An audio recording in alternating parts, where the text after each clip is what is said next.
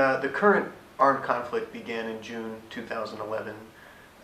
It's between the Burmese military, the Tatmadaw, and the Kachin Independence Army, which is Burma's second largest non-state army.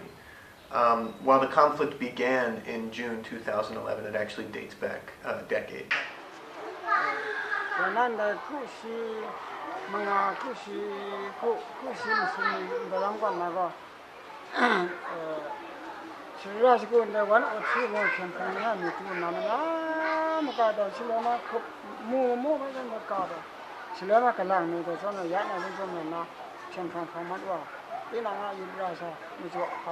The two forces were operating under a ceasefire agreement for approximately 17 years, during which time there were no significant hostilities between the KIA and the Burmese army. Well, you cannot say it's a very good period, but we can say that no fighting, but people are still no justice and peace. During the ceasefire period, we saw an upsurge in the exploitation of natural resources throughout the entire state. The Burmese government right now, they do not have concert and share the revenue or natural resources. That's why the one example of the creation the conflict between ethnic state and the Burmese, the central government. The real feeling of the local community is that, oh, we have a lot of gold and the jade and everything, but we are so poor, when we look. There is no drinking water at all, polluted, water, river, and also polluted, and also the local community are so poor.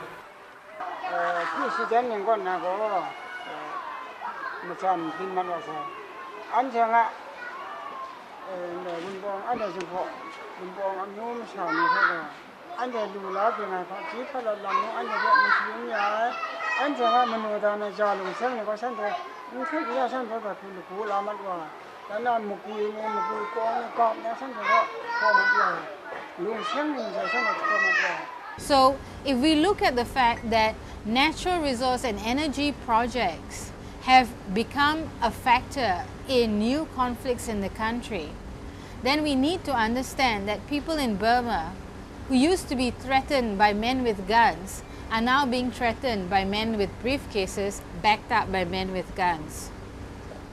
I mean that the conflict is just, caused by only the business. There is there are many root causes, but that trade gas or any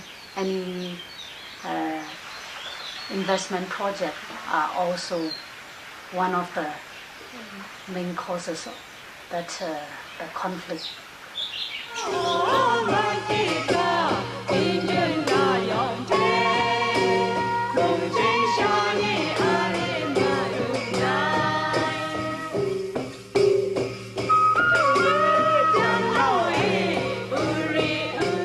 Documented forced labor that has been used for project infrastructure on natural gas pipelines. There's been a serious problem with land confiscation and forced displacement to facilitate the construction of large-scale development projects, including hydropower dams, mineral mines, and other projects. In the past 2 years, since the war broke out in June 2011, we have seen mass murders of civilians, bombing of civilian targets such as schools and hospitals, gang rape and sexual assault of women by the military, and enforced disappearances, abductions that have taken place in full view of other witnesses and for which the authorities continue to deny any liability or any responsibility.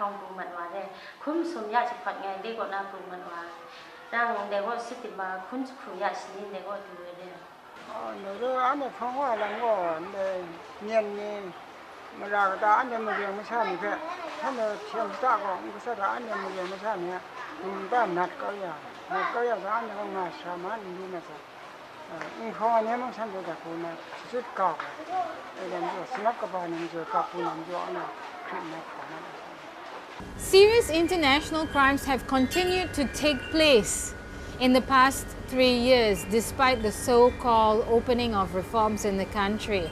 We've seen commitment of mass atrocities in Kachin State, in Mandalay Division, in Pegu Division, and Arakan State. During the conflict, there is a lot of rape case and tortures and forced labor and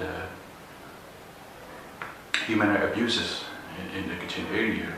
So, but that is has done by the military, but we can say it is intentionally what they have done. So that is what we see. And also the religious persecution, they destroy the churches, and also the targeting to the civilian. Where there is the military Burmese army, there is rape cases, so they are not safe anywhere where there is an army. We have documented cases of rape committed by Burmese soldiers, in some cases gang rape. Many of these crimes are committed with impunity. There has been very limited accountability for sexual violence within the military. And the accountability that has occurred has been inadequate. There have been cases where Kachin people, and in fact in other cases of serious international crimes, where other people in Burma have tried to take their cases to local courts in order to get remedy, to extract remedy, or to ensure that people abducted or subject to enforced disappearances were surfaced. And in the case of Somla Roja, who was abducted by military troops in full view of her family, and whose family members continued to petition the courts to try and get the case investigated, they were flatly turned down. In fact, the courts favored the accused, the military, and refused to hear testimony from the family, from the petitioners, from the people who had put forward that case. This is consistent. This is consistent with the general pattern that over the years that the judicial system in Burma is not impartial nor independent. It all boils down to the constitution, which legitimizes and perpetuates a situation of impunity. Nobody try to solve how to sue. To the court, sue to the court. Because it's useless. Because we already been tried one case, 2 cases already. It doesn't accept by the court. Well, the impunity in Burma is by law. So by law, the military cannot be held accountable for past abuses that have occurred over many years, many decades. And this is a very serious obstacle to genuine reform in the country. For me, justice means, justice means we also need a good constitution and rules of law. If there is no rules of law, no good constitution for the people, there would be no justice. Because at the trial, we people didn't get any equality at the front of the trial. For lasting peace to occur in this part of the country, the first and foremost, the abuses need to stop. So I think there needs to be a fundamental change in the behavior of the Burmese military in the ethnic areas. And until that happens, a lasting peace will be impossible.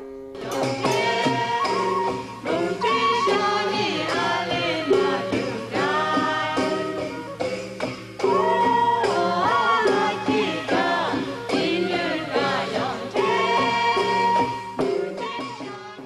try to make Bambi's way to federalism now.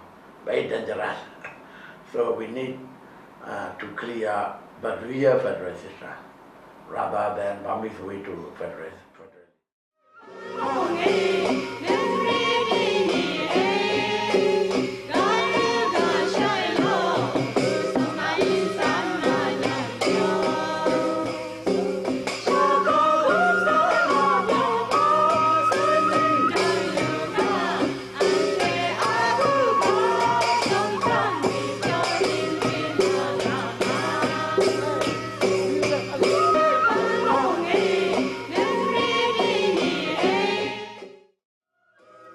Ceasefire without political dialogue doesn't make sense.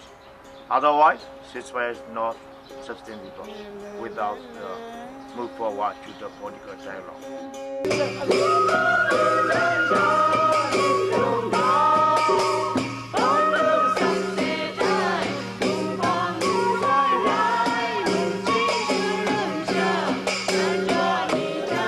Constitution must be the federal and also to assure for the democracy and the human right and the gender, and also the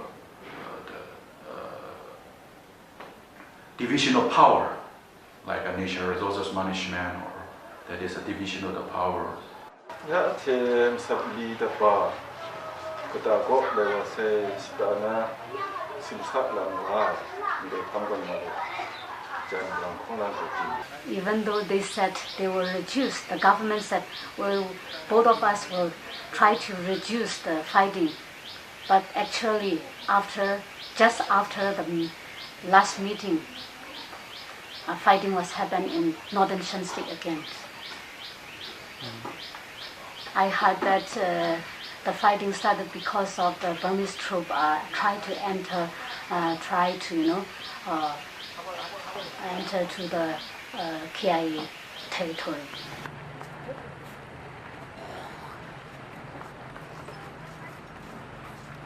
Women's participation and civil society's participation would be important.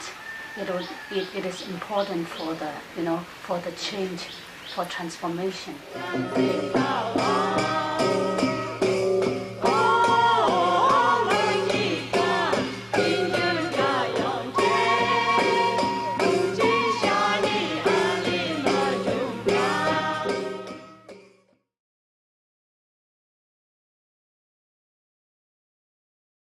Only for the Kachin people, for all the people of Burma.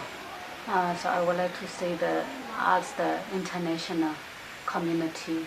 I would like to say when you try to work involved with our government, try to think the people's need, the people's suffering also. Do no harm, do no harm to the people. The international community has disempowered itself by discarding sources of leverage and by not institutionalizing and embedding in all their agreements the commitment to international humanitarian law and human rights principles. So the regime itself is getting the message that yes, the international community will make statements, but they're not actually going to act on those statements because they are much more interested in engaging economically with Burma, in getting access to energy and natural resources.